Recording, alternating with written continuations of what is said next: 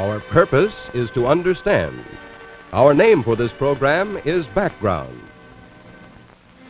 Today, August 30th, 1954, Background examines the face of Southeast Asia.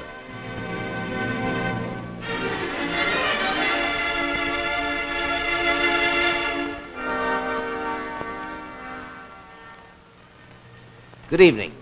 8 weeks ago, when we all knew that at least part of Indochina was headed down the communist drain, Background sent camera correspondent Eugene Jones to Southeast Asia to watch it happen.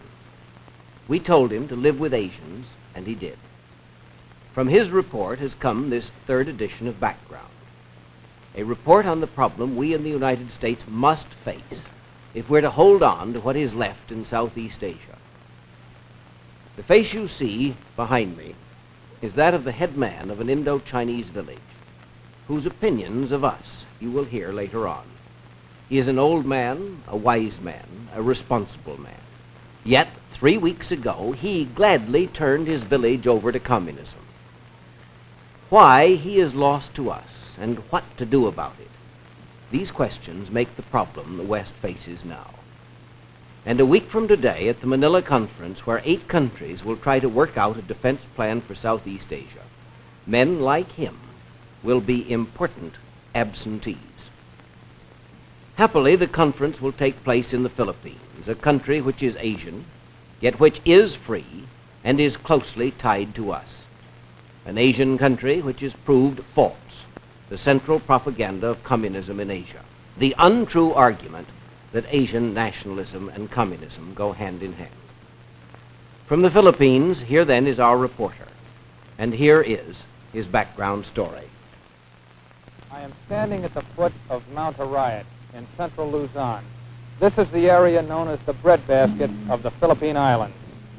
On that mountain, even today, there are huks, communist guerrillas, but most of them have come down from the mountain and rejoined the Society of Free Men. Their story is the success story in the fight against communist aggression in Asia. The best success story of the Philippines is the one you get from the man behind the plow.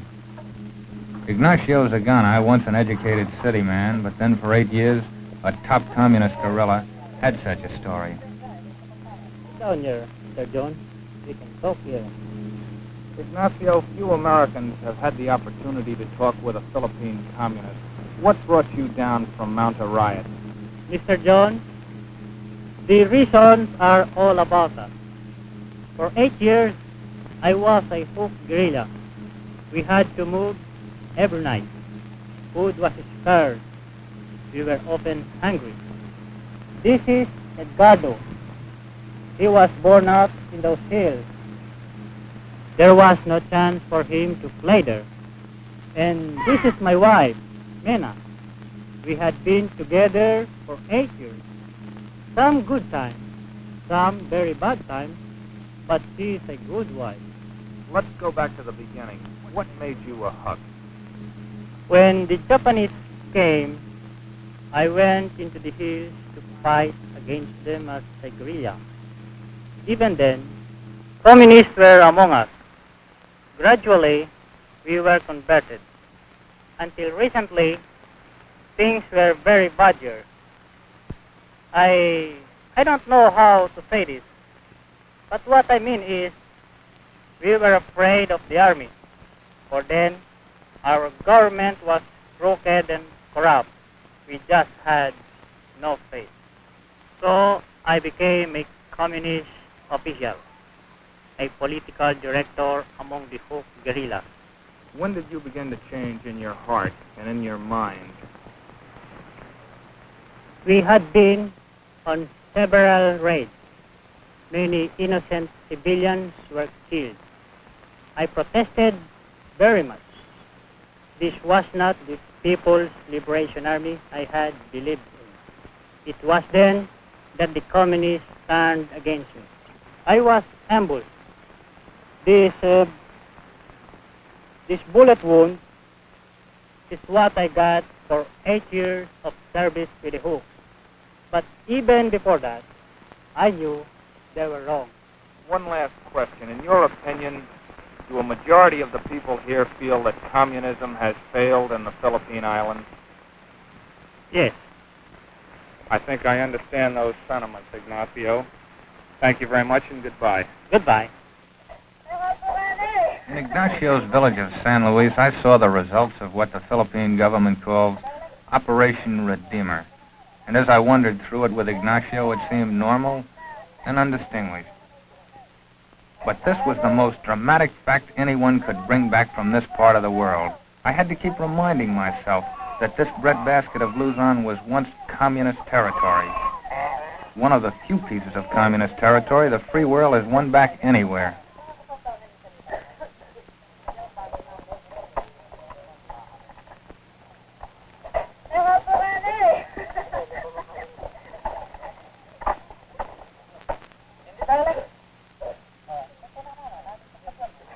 Almost all these villages were recently dedicated communist fighters, shut off from the free world and its ideas. They had been led back by a government of their own and by religion. The old church, built 2 centuries ago, had been all but destroyed in the fighting, but the shell of the church was crowded every Sunday with worshippers who once were Reds.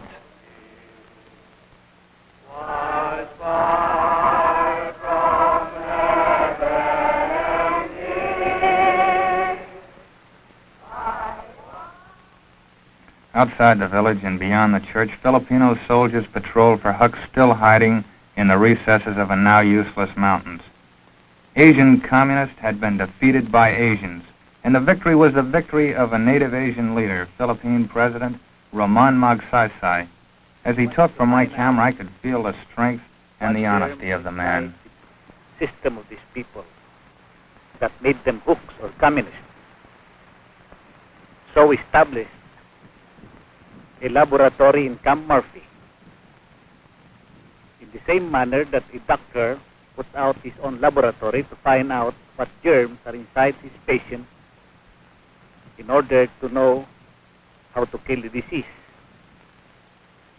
In this army laboratory, we questioned hundreds of surrendered and captured hooks or communists, especially from the breadbasket of this country in central Luzon. After 3 months, we found out that the germ which drove these people into the mountains and became communists are food and shelter. They were mad with the government, and they feel that they're at the end of the line, that there is no way out but to become communists. So we started to give the medicine to kill this germ. The medicine is a farm of their own with current title, a farmhouse, a carabao, a plow. We made the settlements very attractive. Electric lights, running water, community life, school buildings, basketball courts, because we wanted to show to the communists in the mountain that those who surrendered are given lands, that there is no more need, that there is no more need to stay in the mountains with the rats, with the snakes and malaria, that it's worthwhile going down and surrendering to the government. Many surrendered, almost 9,500 of them when I was Secretary of Defense. Of course, Mr. Magsaysay did not do it all alone. He had a number of advantages in his successful handling of communist rebellion in the Philippines. For one thing, his island country is separated by broad water from the Asian mainland, and the armies and the fleets of the United States could and did give him a military shield which protected him and his people from the blackmail of armed force. Communism, you know, has never yet captured a country without using major armed force or the threat of armed force. But more important still, we, the United States, after half a century as the ruling colonial power, got out of the Philippines under our own steam. Experience seems to be proving a new rule, that the successful colonial power is one which gets out gracefully, rather than waiting to be thrown out. Other countries have done the same and have profited as we have. Britain gave up India, Pakistan, Ceylon, and Burma. The Dutch got out of Indonesia. There have been important exceptions to the rule. Malaya is one of them for strategic reasons. But generally, the rule has held true. And the French in Indochina chose to try to buck that rule. They had strong arguments on their side. The advances they brought in public health, scientific agriculture, and education did add up to an excellent record, as good as that in any colonial area, as good, in fact, as that in some countries we call free. But with communist China next door in all its armed might, and Indo-Chinese communism armed at home and on the march, the French record was not good enough to succeed. And that's what Gene Jones reported to us from Hanoi. Well, maybe the French have done great things in Indochina, but what I saw was their mistakes. The mistakes they'll be remembered by. The French section of Hanoi looked like a comfortable Paris suburb. The slums belonged to the natives. Inside the French athletic club, Frenchmen were relaxing. Nothing wrong with it, but as I watched them, I knew they were losing a major war. I knew it and they knew it, but I couldn't tell it from looking at them.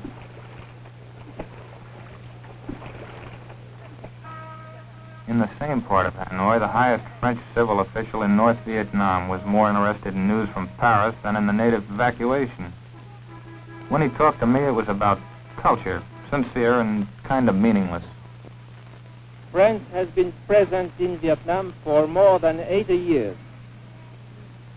During that period, the Vietnamese have wonderfully taken hold of French culture, for which they feel a deep attraction.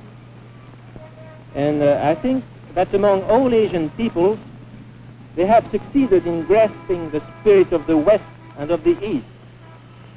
This is our best gift, our best reward, and I think the best hope of their future. I have many very good Vietnamese friends, and I feel quite unhappy about the situation, and to see all these people obliged to leave their homes with little hope to come back again. Anyway, my duty is to help them, and I'll do it with all my heart. The French say there has been friendship and the gift of culture, but we don't like that culture. We want more schools, better living conditions, laws designed to protect the Vietnamese and not to control them like cattle. In this city, see the contrast, a few fine homes, but occupied by those who do not belong among us. The rest is slums, filth, restrictions. Even on the street signs, a language other than our own has long been substituted. Well, my Vietnamese friend was certainly right about what you saw. But his major charges against the French were unfair. Whether his resentment of the signs of the French was the bitterness of a thwarted anti-French nationalist, or whether he was a communist Viet Minh, I never knew. As I said, maybe the French have done great things in Indochina, but they never became part of Indochina.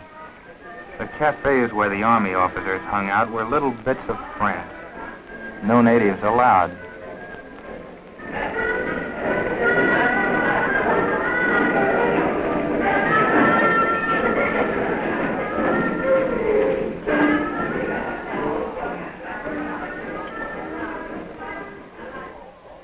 This is the other side of the picture.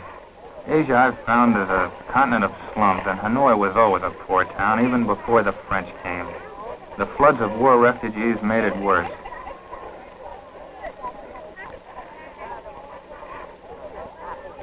But the failure of the French to do something about this turned out to be, I think, as important as their failure at Dien Bien Phu. You find filth, poverty, unending hunger, and early death all over Asia. Death is not unimportant even in the slums of Hanoi. I saw the funeral of a young boy going through the native streets, and the music of the band was like nothing I'd ever heard before.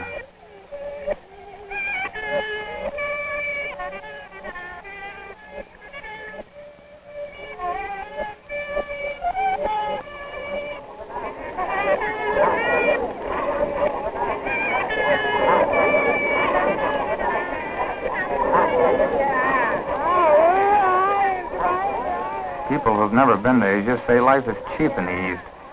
I found that to the people who live it, life there is just as dear as in Illinois. Beyond Hanoi, I found a different world. What you see is different, what you hear is different, the people are different. French culture had not ventured this far. Tonight, August 30th, Hanoi is still French, but already rule from the Kremlin has spread all the way to this priestess, going through one of the oldest religious rituals known to Asia.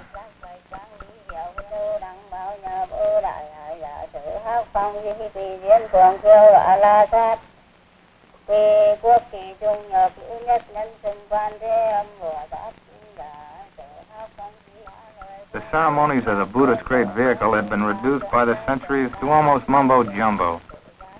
The temple, when I was in it, was a place of eerie quiet, and outside the communist rulers were coming nearer. Just outside the temple is the village of Tudin, and the first thing I saw was ruins. In the fight of the West against communism of the East, a few shells had found the Viet Minh enemy, but the rest destroyed the houses of Vietnam and made enemies. And yet no more than a few yards from the ruins of modern war, the ancient rice paddies were unaffected. For 40 centuries in Tudin, a day's work meant a man and his water buffalo plowing up the mud. This farmer was one of the few whose buffalo had not been shot as a potential enemy and served up as steaks for the French garrisons. The peasants hate the French. I saw the villages of Tudin watering their paddies as the ancient Egyptians had watered their fields in the time of the pharaohs. In both places, manpower was too cheap to bother inventing machines.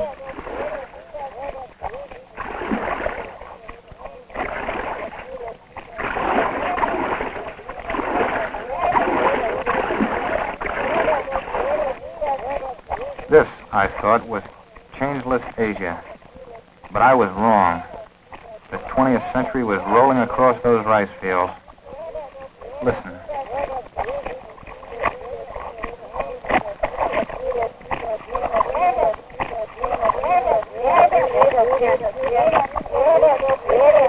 What I first thought was a work song as old as the land, sort of a yo-ho, heave-ho, was the village women singing, Ho Chi Minh will come. He will give us the land. Now Ho Chi Minh has got the land, so have the communists. For 5 days I stayed in the village of Tudin, never going back to Hanoi.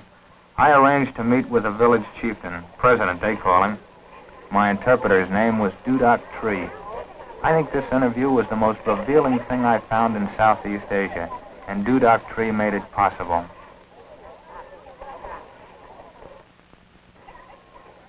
He was more than a translator of words. He understood me. He understood his elders. Without him, we could not have understood each other. He bridged our two worlds.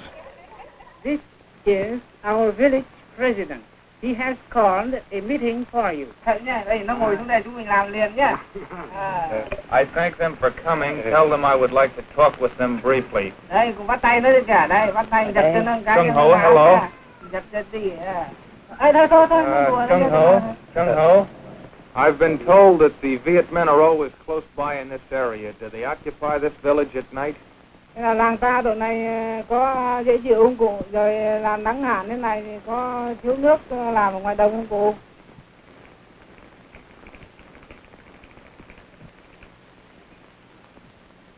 Làm tôi cảm ơn các ông. Làm ăn giờ cho làm ăn bình tĩnh, anh em thuận hòa vui vẻ lắm. He laughs at you. He says the Viet Minh are everywhere. Even now, they are in this village. Just some of them who are waiting for their comrades to come in and control the village at night. Soon they shall not only come at night, but they shall stay in the day also. For this village will soon be a Viet Minh village. They know that you have been here with your camera for the past 5 days, and they laugh at you. Doctor, this is the crucial hour for Vietnam, yet the people here seem to care so little. Why is that? Thế nào? Anh chứ, như cái buồng của anh mà. Anh em đâu rồi? Chúc ngô chúc lỗ cho ta phơi nhá. Con lợn con gà cho ăn đi, không nó đói. Trâu bò chúng mày phải mang đi mà chăn. They cannot pour anything. It is bred into them for hundreds of years of occupancy by other powers. What shall I say? They are beaten down. Vietnamese people believe, do as little work as possible, think as little as possible, and try only to eat and live from day to day. How do they feel about the French at this time? Thế nào cụ làng ta độ này được vui vẻ với dân cả đấy chứ cụ? Cảm ơn con, chúng tôi vui vẻ lắm. Trời mưa, vui vẻ, cày cấy vui vẻ, anh em đồng bào đủ hết cả, vui vẻ. For 1,000 years, we were ruled by the Chinese. Then came the French. Then came the Japanese, and then the French again. They're as masters, and we are under them. We bow down to them. However, always our people want to recover their freedom. Very soon now, this village will be in communist hands. Do the people understand this thing? Do they welcome the change? Gật đầu đấy nhá, gật luôn đi, gật nữa nè, thôi. He waits for communism to accept it. But he cannot answer your question because he does not truly know communism. I say you must understand that a place like this village is a whole big world to these people. When it holds poverty, hunger, and illiteracy, it is a proper breeding ground here for communism. Tôi đông đúc làm ăn vui vẻ, thịnh vượng bằng các nơi đến trú tọa. He says the Vietnamese people are very poor and have been under the French for many years. They do not know what this communism is, but any change will be a good one, they think. Have they any faith in their present form of government? Thế nào hiện nay chúng ta có được yên ổn làm ăn trong vùng của cụ không? 1, 2, 3, 4, 5, 6, 7, 8, 9, 10, 11, 12. Mai thiên hạ được mùa dễ làm ăn, ngày mưa gió thiên hạ được mùa dễ làm ăn. Anh em vui vẻ đông đúc. He says we are very confused. Some of our government have left us, but we hope very much that the future will be better than this. The picture of Bao Dai is still hanging on the wall. He has worked with the French in Vietnam, but he has never come into this village.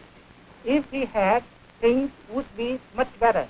Thank them for meeting with me. Is there anything else they would like to say? Cụ có muốn viết thằng Mỹ được không? Không, không.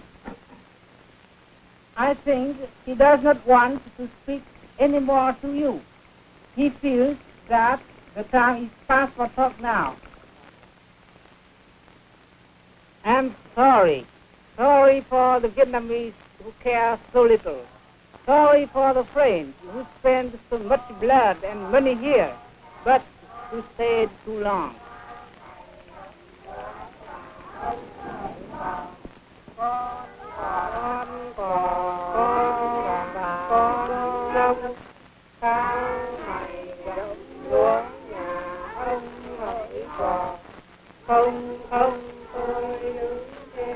These children of the village of Tu Dinh right now are being brought up as communists.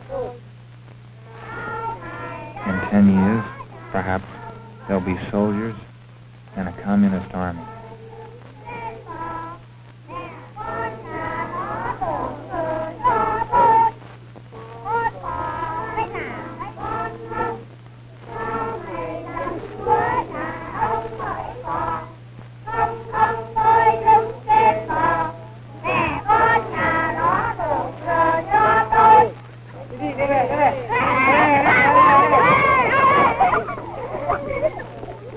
Here in Vietnam, in northern Indochina, the twilight of communist occupation is rapidly falling. For a nation of the West which controlled this area for many years paid little heed to the call of a people. Peace of a sort has come after 8 years of war, but the village of Tudin and those to whom I spoke so recently are already within the communist zone of their choice. That choice, to me, is the real tragedy, the real enigma of this report from Southeast Asia, August 1954. We have indeed lost a lot in North Vietnam. About 9 million people, hard coal, iron ore, tin, tungsten, and manganese, all these headed now for the smelters and the munitions plants of Red China. And we've lost face. The communists got less than they wanted, but we lost more than we could afford. Vietnam is now divided as Korea is divided. Now our promise of support has lost some of its weight and meaning, even to those Asians who do recognize the dangers from communist aggression. This loss of confidence in us is one handicap facing the Manila Conference. Another is its makeup. The United States, France, Britain, Australia, and New Zealand are not Asian powers. Only Thailand, Pakistan, and the Philippines are. The nations we really need to make a Southeast Asia treaty effective will not be present. India, Burma, Indonesia, and Ceylon. They don't trust us enough to unite with us, and they don't fear Red China enough to unite against her. The alliance itself will be something far less than NATO, although anything Mr. Dulles can get at that conference can be considered an achievement. But the best he can do at Manila will not alone stem the tide in Southeast Asia. Remember, the most successful stands against communism in that part of the world have been led not by Westerners, but by Asians. We must be found out that the germ which drove these people into the mountains and became communists are food and shelter. They were mad with the government, and they feel that they're at the end of the line, that there is no way out but to become communist.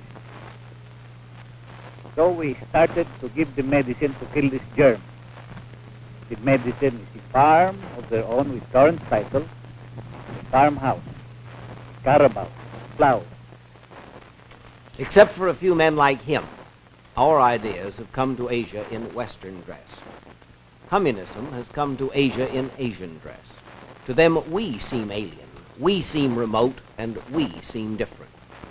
We Americans are further handicapped by our own past treatment at home of Americans who are not white, and by the fact that the only atom bomb ever dropped in war was dropped by us on Asiatics. We are different from Asiatics, and we have not yet learned how to make that difference disappear. We must encourage more men like Magsaysay to organize the Asian fight against communism. Western arms, political skill, and economic aid will not by themselves be enough. The Third World War could start quite as easily in Southeast Asia as World War I started in the Balkans. If that war is to be prevented, there is much to do in improving our own approach to Asia, and happily much that can be done.